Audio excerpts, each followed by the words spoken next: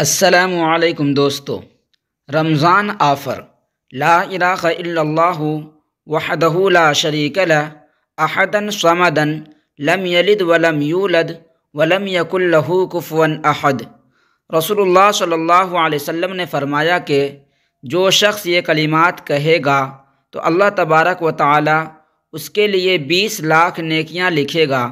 چونکہ رمضان المبارک میں ہر عمل کا ثواب 70 گنا بڑھ جاتا ہے، تو ایک دفعہ پڑھنے سے 14 کروڑ نیکیاں لکھی جائے گی، اور جس قدر زیادہ پڑھے گا اتنا ہی زیادہ ثواب پائے گا۔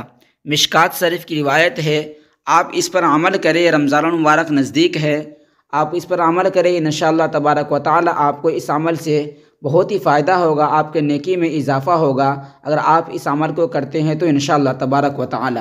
رمضان میں اولیاء جنات کا وظیفہ ہر دلی خواہش پوری کروا لیجئے۔ بیدک الخیر انک علی کل شیء قدیر۔ رمضان کی پہلی صبح سے لے کر آخری شام تک 41 دفعہ قرآن کی یہ آیت بیدک الخیر انک علی کل شیء قدیر، آل عمران ترجمہ: یا اللہ، ساری بھلائی تیرے ہی ساتھ میں ہے، تیرے ہی ہاتھ میں ہے، بے شک تو سب کچھ کر سکتا ہے۔ اول و آخر ایک مرتبہ درود شریف ضرور پڑھے۔ ہر سحری اور افطار میں جو شخص اس کے معنی اور اللہ کی طاقت کا تصور کر کے اسے پڑھے گا، اسے اللہ عز و جل سے اب تک کی نعمتوں، ہر دلی خواہش سے نوازے گا اور ہر خیر اس کی طرف متوجہ ہوگی۔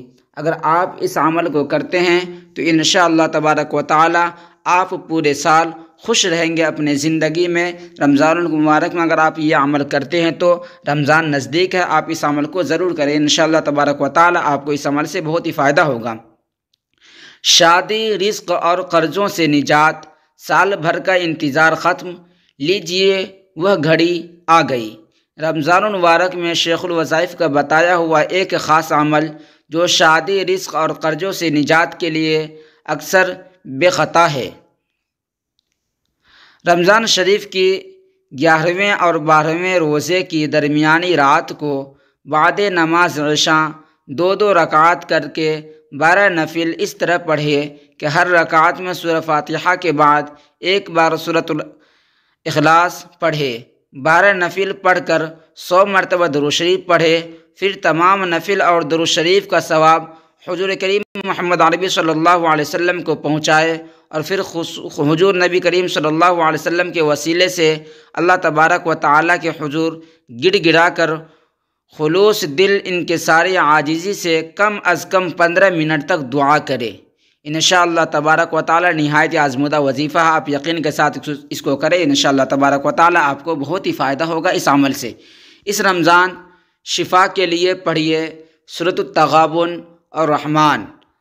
محترم حکیم صاحب دامت برکاتہم، السلام علیکم۔ میرا ذاتی تجربہ ہے کہ جسم کی کوئی بیماری ہو، سورۃ تغابن اور سورۃ رحمان پڑھنے سے وہ بیماری دور ہو جاتی ہے۔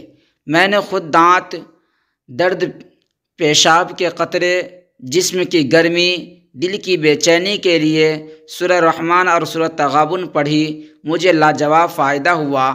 اب تو رمضان بھی آ رہا ہے، اس میں تو ویسے بھی اللہ کی رحمتیں، برکتیں بے بہا ہوتی ہے، اس میں تو اس کی تاثیر 70 گنا زیادہ ہو جاتی ہے، اس لیے اس سے بہت ہی فائدہ ہوگا انشاءاللہ تبارک و تعالی آپ کو۔ زندگی سے تھکے ہارے رمضان میں اس عمل کو ضرور کریں۔ زندگی میں کیسی ہی پریشانی، مشکل، بیماری، ٹینشن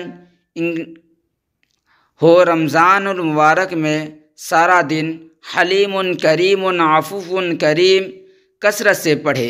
انشاءاللہ اس کے پڑھنے سے ہر قسم کی پریشانی، گھریلو الجھنیں ایسے دور ہوں گی کہ آپ خود حیران ہو جائیں گے کہ اتنا جلدی کیسے ختم ہو گیا۔ تو انشاءاللہ تبارک و تعالی آپ سے امید ہے کہ آپ اس عمل کو ضرور بالضرور کریں گے۔ یہ رمضان المبارک نزدیک ہے، آپ اس عمل کو رمضان میں کریں، انشاءاللہ تبارک و تعالی آپ کو بہت ہی فائدہ ہوگا۔ اپنے دوستوں کو بھی سکھائے اور خود بھی کرے۔